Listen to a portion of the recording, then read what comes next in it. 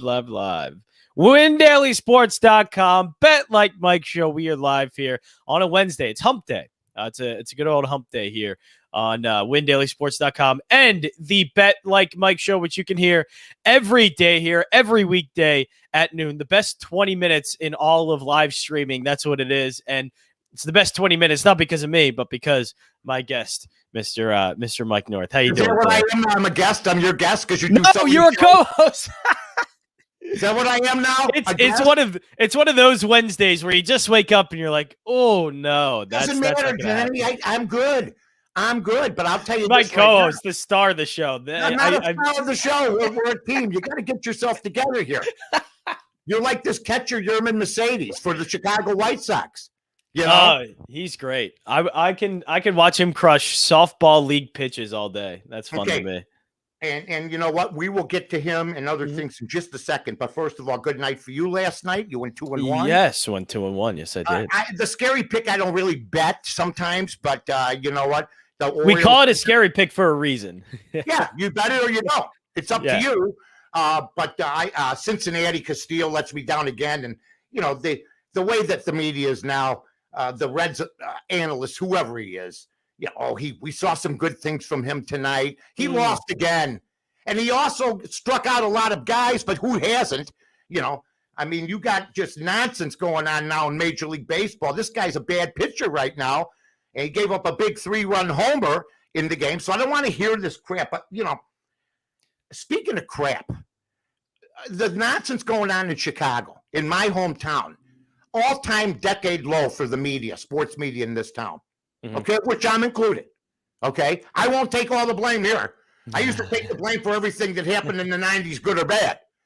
But I mean, there are people just sticking up for this Yerman Mercedes guy for basically hitting a 47-mile-an-hour ball off a position player in a 15-4 game.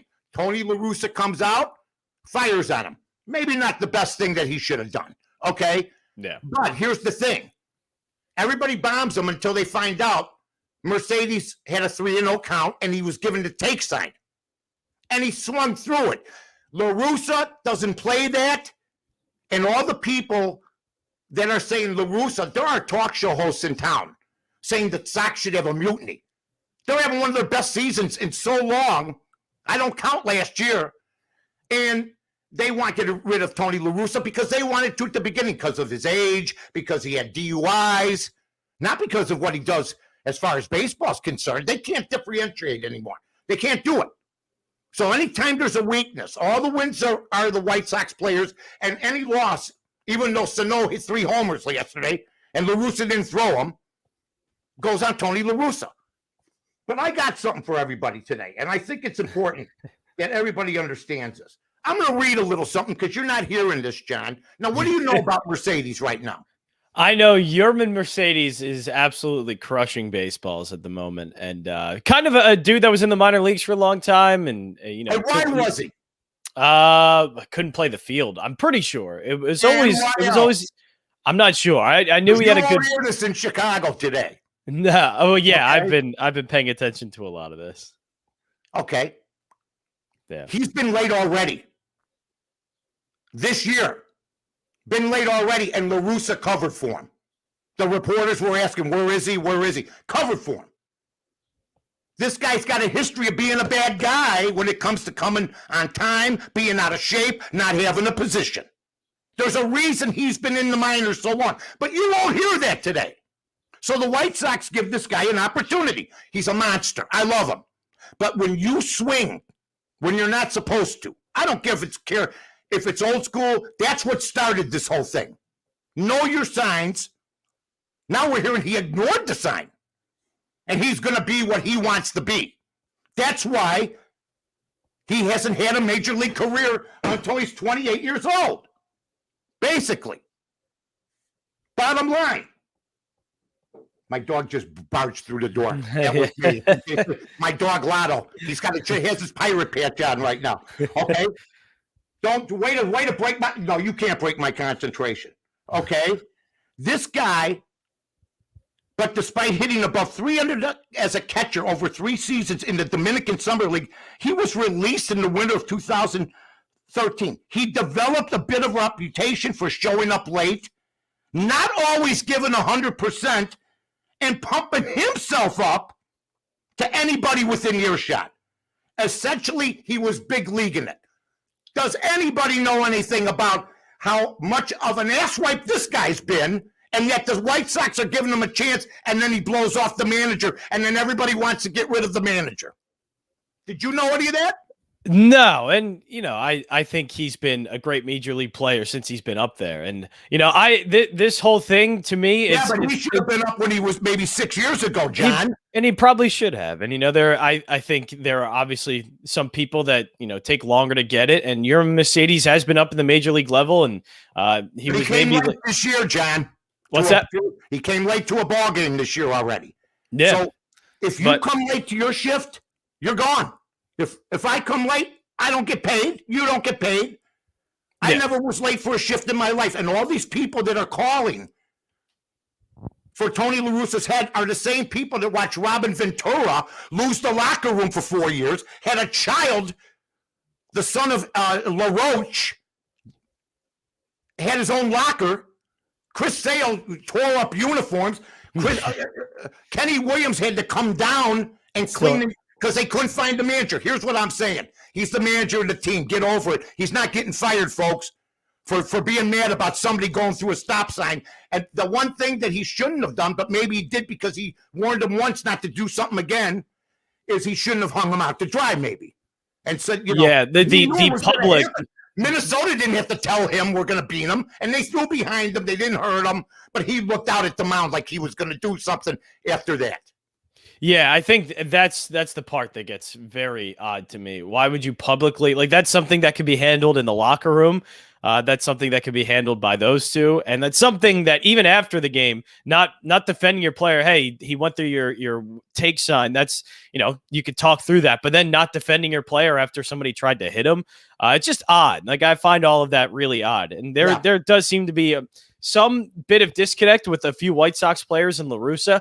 Do I think that amounts to anything? No. Absolutely not, because first of all, the White Sox team is way too talented to even, I think, lose games based off of something so trivial as, a few players not liking the manager. If they go in a slump now, it will be he lost the locker room. It could be. The thing is, I don't see them going on a slump anytime soon. Me neither, and I'll give you another thing. I got this on good authority. Some of the players talk to Mercedes about this too, because your studs don't like to see some rookie walk in late. I mean, there's a pecking order here. And if any of the people in Chicago who work for the media, this is the part I get. The newspaper guys, they're working for a failing industry. They've been the worst franchises of all time, and they're questioning maybe the White Sox, who have the best franchise after having the poorest one for years in Chicago, maybe the best franchise in Chicago. So I just wanted to get my feelings felt on that. Now, let's talk about your guy, Spencer Turnbull. And let's guy. Let's talk about the state of baseball, where it's at, where you're throwing a no-hitter every 2 weeks. Every 2 weeks. There's been like 6, 7 no-hitters already. Did you see the combined records of the guys that have thrown the no-hitters? Not very good. I haven't seen the combined records, but I do know that most of those guys are not top-level pitchers, like Wade Miley or Spencer Turnbull. Not that great. Yeah, and you know what? John Sharp. And I tell John, I'm not going to tell you what the topics are. That's how I made my bones. That's how you pick yourself up. We never knew what we were going to talk about. So and then he knows it. You're right. Turnbull, horrible pitcher, 9-25 in his career. Wade Miley, 88 and 87. Okay? Means, 17-15. Rodon, 30 and 33 with a 4.10 ERA. Yeah. Baseball analytics has killed the offensive side of the game, where you just want to strike out now. I mean, I saw Castillo lose on a home run. He struck out 11, 12 guys. Where did it get him? He could have used a double play ball before that home run. So what is it, John? These aren't great pitchers. You used to have to be a great pitcher to throw a no-hitter. Yeah, you don't and have to no more. And they're coming almost once a week. yeah, and let's give a little bit credit to, I think, just pitchers have gotten better too. I think there's analytics for hitting and pitching, and I think pitching has become much more efficient. Hitting is not yet. I still think hitting, and I do a show with a hitting coach every Sunday, and he said there's kind of a multiple factors in here, but one of it is just the kind of approach that hitters are taking of you kind of have to build yourself up to be this home run hitter, and that's kind of sacrificing a few things that you shouldn't be. So it's a lot. It's multiple factors. I don't think hitters are bad. I just think hitters will probably do a lot better after given a few weeks or a few months into the season. We usually see during the summer hitters go off, and I think we are seeing a lot of hitters going down this season. I know home runs are down, average is down, all of that, but I think we eventually see it get better during the summer months. But yeah, it's a little bit of a problem with baseball that hitters are starting to learn just home run or strikeout, and the approach is a little bit of a home run, walk, or strikeout. But those changes do kind of need to be made a little bit. I heard that this hitting coach said players don't learn bat control as much anymore as they used to. They don't bunt. They don't go the other way. I saw a shift on Mousakis last night. All he has to do is lay down a bunt or hit it down. The third baseman's at short. I mean, it's just absolutely ridiculous. Listen to this about Mercedes. You ready for this? Back to him. That type of confidence is enduring and entertaining when you're a fun-loving big league clubhouse like the White Sox. Okay, it's decidedly less so when you haven't reached low A. As a result, the Washington Nationals decided the slow, old for the level catcher with a big mouth wasn't worth the time. So I just wanted to throw that in there before I throw it. Now let's go back to these goofs that are throwing notice. You're doing way too much explaining. It's the low point of Major League Baseball offense of all time. This is a team you got to be able to hit the ball, just make contact. The strikeouts are insane. They've watched Sports Center and they're just going for the big home run now, my friend. That's what. Well, yeah, it's sort of what's being taught too. Try and go more for the big home runs and try and go more for a big explosive offense. But yeah, it's some guys. Some guys aren't equipped for that, though. Like, let's go to an example in the Phillies. A guy like Scott Kingery tried to learn from a hitting coach that was Aaron Judge's hitting coach and teaching him this power swing, this all-or-nothing swing. It doesn't work for a guy that's about 5'8", 5'9", and needs to be more of a contact hitter, get on base. He's a speedy guy. It doesn't work when you're trying to hit home runs like that. So, yeah, it's just – I think hitters are kind of being taught, this home run or nothing approach when that doesn't work for everybody, and it shouldn't work for everybody. Yeah, not everybody is Aaron Judge or Giancarlo Stanton. Well, no, Rod Carew. I never saw Rod Carew hit a ball over 70 miles an hour, and all he did was lead the league in hitting every damn year. But he could spray to off fields. He could lay down bunts. Yeah. I mean, the guy would be up there like this. Just let me hit. Let the blooper hits down the first base line. Blooper hits down the third base line. Those are beautiful plays. Yeah. Moving the runners. That's gone. And now you got 9 and 25 pitcher. That's his name. Spencer Turnbull throwing a no-hitter. Anyway, what are you going to do? But it is a 9 and 25 pitcher who does. It is, but it's remarkable pitching in the point of the guy's 9 and 25, but I mean, his stuff is incredible. He was throwing mid to high 90s last night. So it is. Philip Humber threw a perfect game. Let's move on. All right. Okay. All right. It's time. Oh, by the way, I'm going to be announcing some Twitter changes. I'm going to start concentrating more, John, on our stuff, Win Daily, Bears Barroom, AM 1000, on handicapping. I'm going to get off most of the debate stuff. I didn't bring this up because I've had enough. Justin Fields is going to be the greatest quarterback of all time. Nick Foles was better than Mitch Trubisky. Tony La Russa. Did Chicago really believe that? Did they not? I guess they didn't see my Twitter account even after the Eagles Super Bowl going. Absolutely. Yeah, Nick Foles is not that good. I can tell you some very bright people who are the dumbest moron jagbags who thought that Nick Foles was better than Mitch Trubisky. And Mitch Trubisky is, and this is another thing, the same people bombing La Russa are the same people bombing, or were the same bombing Trubisky. There's a parallel here. I can't figure it out. Success pisses people off or some people off. You know what I mean? Yeah, Nick Foles was never a good quarterback, so I don't know where that would have come from. Thank you, my friend. I know he won the Super Bowl with the team that I root for a lot, but he was never really that good. Yeah. He was good for 2 games in the playoffs, and that's about it.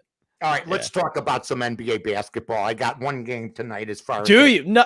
Yesterday I had Boston. Today I'm interested to hear what your pick Did is. you tell us? No, I told that I was. What? I put it on my Twitter account before the game, an hour before the game. I put it on my Twitter account.